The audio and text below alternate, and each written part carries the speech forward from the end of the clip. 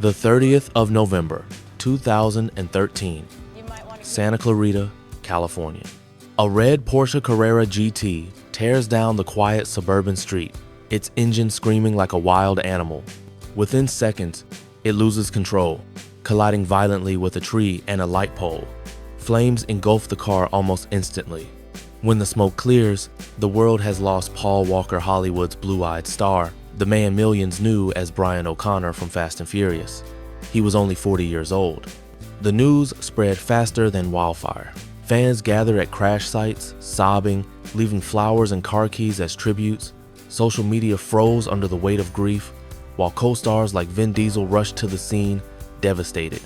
To audiences, Walker wasn't just another actor, he was the beating heart of a billion-dollar franchise, the embodiment of loyalty, brotherhood, and speed. By the time of his death, the Fast and Furious saga had already earned more than $2, $3 billion worldwide, cementing itself as one of the most powerful franchises in cinematic history. But behind that global phenomenon lay a quieter, humbler truth. Paul Walker had never set out to become one of Hollywood's biggest stars. He was the child of a working-class family in Southern California, a boy who grew up surfing the Pacific waves and tinkering with cars in dusty garages. Long before the glitz and red carpets, he struggled to find his place in an industry that didn't always believe in him. And that is the paradox that makes his story so haunting. He became famous for playing a character who lived on the edge of speed, only to have his own life cut short in a blaze of horsepower and fire. His death blurred the line between cinema and reality, leaving fans to wonder, was this destiny, coincidence, or a cruel twist of fate? Today, more than a decade later, Fast and Furious lives on, expanding into a global empire worth billions, carrying Walker's spirit in every sequel. Yet the man behind the wheel, his struggles, sacrifices, and secrets, remains less understood. To uncover Paul Walker's journey, we must turn back the clock to a childhood of modest means, a family bound by love and hardship, and the boy who would one day chase both dreams and demons on the road to stardom. Paul William Walker IV was born on the 12th of September, 1973, in Glendale, California. His arrival into the world was not the beginning of a Hollywood fairy tale, but rather the start of an ordinary, middle-class life. His father, Paul Walker III, worked as a sewer contractor, a trade that provided stability but little luxury. His mother, Cheryl, was a former fashion model who once dreamed of glamour but instead devoted her life to raising her 5 children. Paul was the eldest, a role that carried both responsibility and pressure. The Walker family lived in a modest home in the San Fernando Valley, a place where sunshine often masked the quiet struggles of working-class families. Money was tight, and the children learned early that dreams had to be balanced against reality. Yet, there was one thing Paul had in abundance: the California outdoors. His childhood was painted with saltwater and gasoline surfboards on the beach, skateboards on the pavement, and the whirring sounds of engines in his father's garage. From an early age, Paul stood out. His piercing blue eyes and natural charisma made him the type of child people noticed. Cheryl, spotting this gift, ushered him into the world of commercials and child modeling before he was even 2 years old. By the time he was a toddler, Paul's face was already appearing in diaper advertisements, earning the family a small but welcome stream of extra income. Still, Hollywood seemed distant, almost accidental, in a life otherwise grounded in modesty and discipline. School for Paul was never about straight A's or accolades. Teachers described him as restless, more drawn to the world beyond the classroom walls than to textbooks. What captured his heart instead was speed, the rush of the ocean when he surfed, the thrill of revving an engine, the freedom of skateboarding down California hills. Friends recalled that even as a boy, he seemed to crave motion, as if standing still was unbearable. But there were hardships too. Growing up in a big family meant Paul often had to sacrifice. Clothes were passed down, and luxuries were rare. His parents worked tirelessly to keep the family afloat, and arguments over bills or responsibilities were common in the household. Amid these struggles, Paul developed a quiet resilience. He rarely complained, instead carrying an easy smile that would later charm millions on screen. There was also an early sense of responsibility. As the oldest child, Paul felt compelled to protect his younger siblings. He learned loyalty at home, a trait that would later bleed into his most iconic role as Brian O'Connor, the loyal friend, the brother in arms. Yet beneath the California sunshine, Paul's life was far from easy. He was not born into privilege or power.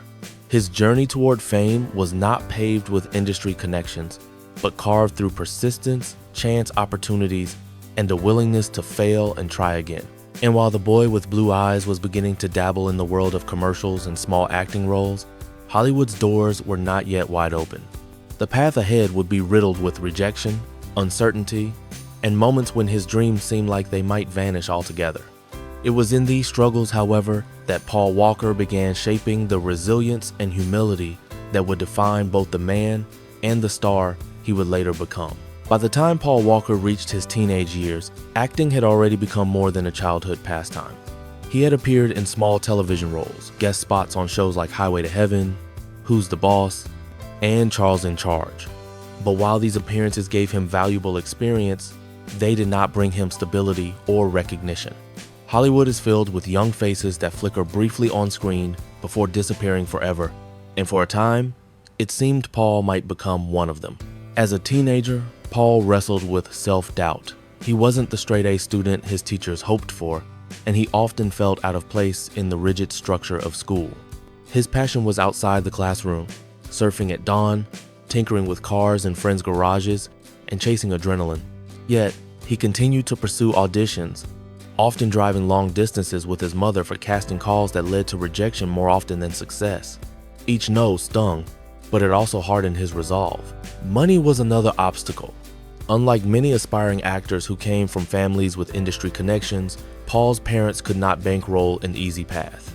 When work dried up, he picked up odd jobs, sometimes even considering a career outside of acting. For a period, Paul seriously thought about becoming a marine biologist. His fascination with the ocean was deep and genuine, inspired by childhood heroes like Jacques Cousteau. To many, that might have seemed a safer path than chasing the uncertain dream of Hollywood. In the early 1992nd, Paul landed small roles in films like Monster in the Closet and Tammy and the T-Rex, projects that critics largely dismissed. He was often typecast as the handsome but forgettable supporting character. Casting directors told him he was too pretty to be taken seriously, a label that haunted him. He wanted to be respected as an actor, not just admired for his looks. But the industry had little patience for unproven talents, trying to escape stereotypes. There were also personal struggles. Balancing the inconsistent life of auditions with college studies at several community colleges proved exhausting. He enrolled in courses in marine biology, chasing his love for the ocean. But the call of acting was never far. Friends recall that Paul often seemed torn between two worlds, the stability of science and the chaos of Hollywood. Failures piled up. For every small role he secured, there were dozens he lost. At times, Paul questioned whether he belonged in the industry at all. He watched peers rise to stardom while he remained stuck in the shadows, uncertain if his break would ever come. Some casting agents even suggested he quit acting altogether, telling him bluntly that he didn't have the it factor. But Paul had something those agents didn't see: persistence. He kept showing up, kept pushing, kept refusing to give up, and slowly, opportunities began to grow. His role in Pleasantville, 1998, showed glimpses of charm and charisma. Varsity Blues, 1999, proved he could capture the teenage heartthrob audience. These roles weren't yet his breakthrough, but they marked a turning point. Hollywood was starting to notice Paul Walker. Still, the climb was steep, and the risk of fading into obscurity remained high. Paul was at a crossroads, fighting for recognition in an industry that often devoured young talents before they had the chance to shine. What he needed was not just another role, but the one that would transform him from a supporting face into a leading man. And in 2001, that role would finally arrive, roaring into his life on the back of nitrous-fueled engines and underground street races. In 2001, Paul Walker's life changed forever. Universal Pictures released The Fast and the Furious, a mid-budget action film inspired by a magazine article about underground street racing in Los Angeles. At first, it was never expected to become more than a summer thrill ride. But the casting of Paul Walker as Brian O'Connor, an undercover cop drawn into the dangerous world of Dominic Toretto, played by Vin Diesel, transformed the project and Paul's career into something monumental. Walker was a natural fit. His sun-bleached hair, piercing blue eyes, and easy California charm gave him the look of a cop who could blend into the street racing world while still carrying a sense of authority. But what truly set him apart was his authenticity. Paul wasn't just playing a character fascinated by cars, he was that character. His lifelong love for engines, speed, and the open road bled into every scene. Fans didn't just see an actor, they saw a genuine car enthusiast who belonged in that universe. When the film premiered, it roared past expectations, grossing over $200 million worldwide. Suddenly, Paul Walker went from being a promising supporting actor to a bona fide leading man. He had found his role, his identity, and the franchise that would define his legacy. Brian O'Connor wasn't just a character, he became an icon of loyalty, family, and the adrenaline-fueled fantasy of living life a quarter mile at a time. But Paul's rise wasn't built on Fast and Furious alone. In the years that followed, he experimented with a variety of roles.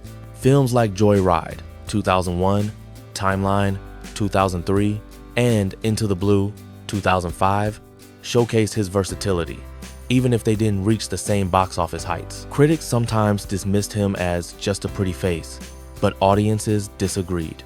His fans remained loyal, drawn to his sincerity and understated charm. What fueled his career even more was his off-screen persona. Unlike many Hollywood stars who craved the spotlight, Paul seemed almost uncomfortable with fame. He drove modest cars off set, wore flip-flops to interviews, and often retreated into nature between films. He devoted significant time to his passion for marine biology, even joining researchers on shark tagging expeditions. This down-to-earth lifestyle made him relatable, even as he headlined blockbuster films. The Fast and Furious franchise, however, remained his home. With each sequel, the stakes grew higher, the stunts wilder, and the box office numbers bigger. By Fast and Furious 6-inch 2013, the franchise had exploded into a global juggernaut, earning billions of dollars and uniting fans across cultures. Paul Walker, once on the verge of obscurity, was now a household name, his face synonymous with speed and loyalty. Equally important was his bond with co-stars. His relationship with Vin Diesel became the stuff of legend.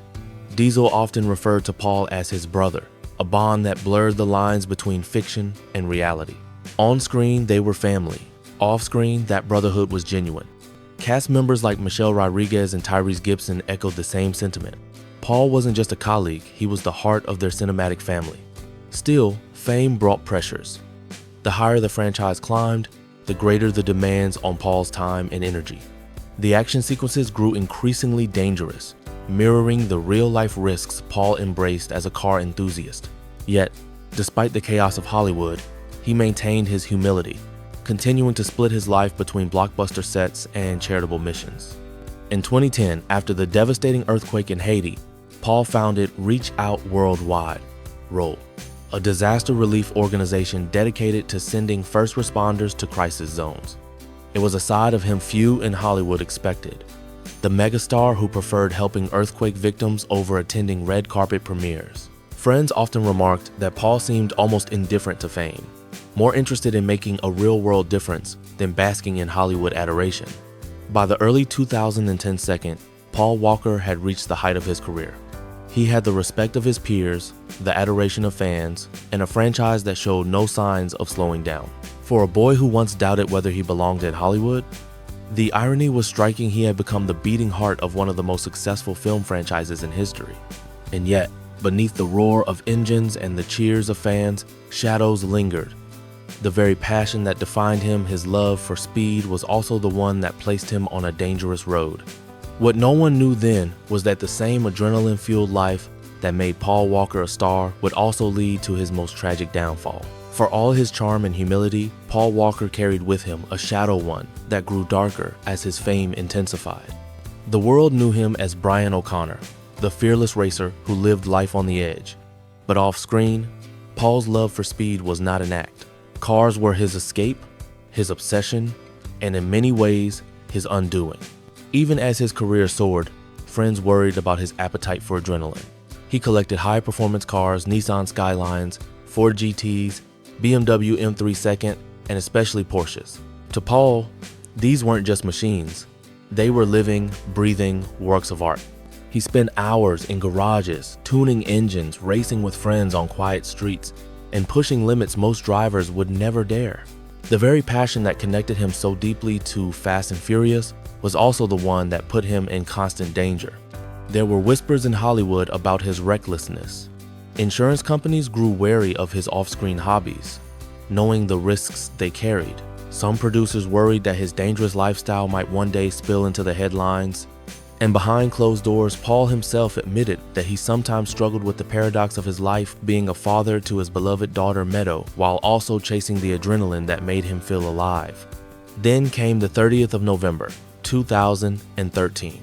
That afternoon, Paul attended a charity event for his disaster relief organization, Reach Out Worldwide. He wasn't on set, nor was he living the glamorous Hollywood life. He was simply giving back, raising funds for victims of Typhoon Haiyan in the Philippines. But when he left the event for a quick test drive in a Porsche Carrera GT, everything changed. Paul was the passenger. His friend and business partner, Roger Rodas, was behind the wheel. Witnesses recalled the car screaming down Hercules Street in Santa Clarita, reaching speeds estimated between 80 and 93 miles per hour in a 45 zone. Within seconds, the car lost control, slammed into a light pole and a tree, and erupted in flames. Both men died instantly. The world reeled.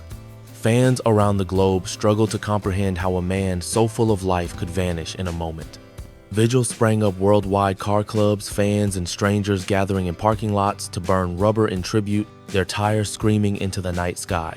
For them, Paul Walker wasn't just a movie star. He was family. But the tragedy also raised painful questions. Some critics accused the Fast and Furious franchise of glorifying reckless driving, blurring the line between fantasy and reality. Others asked whether Paul's love for speed had crossed into obsession, making his death a cruel inevitability. The Porsche Carrera GT itself was notorious, described by professional drivers as a car that demands respect but punishes mistakes mercilessly. Roules. The scandal deepened when Meadow Walker, Paul's daughter, filed a wrongful death lawsuit against Porsche, alleging design flaws that made the vehicle unsafe. Porsche countered, insisting the crash was caused by reckless driving, not mechanical failure. The legal battle cast a shadow over Paul's legacy, forcing fans to confront the harsh reality that their hero's passion had become his downfall. Yet, amid the tragedy, the darkest pain was personal. Meadow, just 15 years old at the time, had lost her father. Vin Diesel lost his brother. The cast of Fast and Furious lost its heart. Production on Fast and Furious 7 halted as the world mourned. Universal faced a devastating choice: end the franchise or finish the film without Paul. In the end, they chose to honor him, using a combination of CGI, body doubles, and Paul's real-life brothers to complete his final scenes. The result was one of the most emotional farewells in cinema history, a closing sequence that left millions of fans in tears as Brian O'Connor drove off into the sunset. Paul Walker's death was more than just a Hollywood tragedy. It was a reminder of how thin the line can be between passion and peril, between the roles actors play and the lives they live.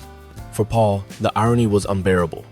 He spent his career living fast on screen, and in the end, it was speed that took him away. More than a decade after his death, Paul Walker's presence still lingers on screen, in the roar of engines and in the lives he touched. The Fast and Furious franchise, once just a modest action film, has evolved into a cultural juggernaut valued at over $7 billion worldwide.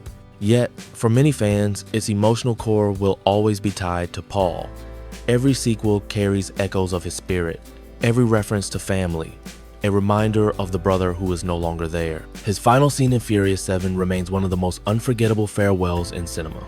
As Vin Diesel's Dominic Toretto drives alongside Brian O'Connor one last time before parting ways, audiences across the globe wept not only for the character, but for the man himself. It wasn't just Hollywood magic. It was a global moment of mourning and celebration, honoring a life cut short, yet immortalized on film. Beyond the movies, Paul's true legacy lies in his humanity.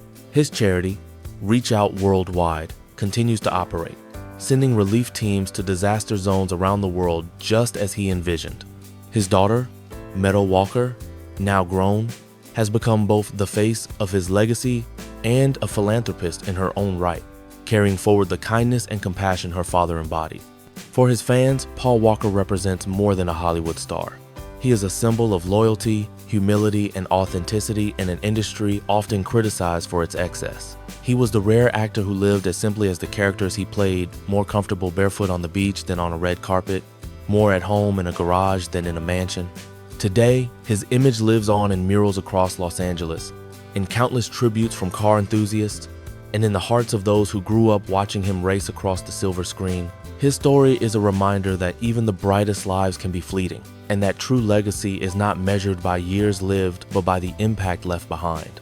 Paul Walker may have died in fire and smoke on that fateful day in 2013, but his spirit endures forever driving, forever chasing the horizon.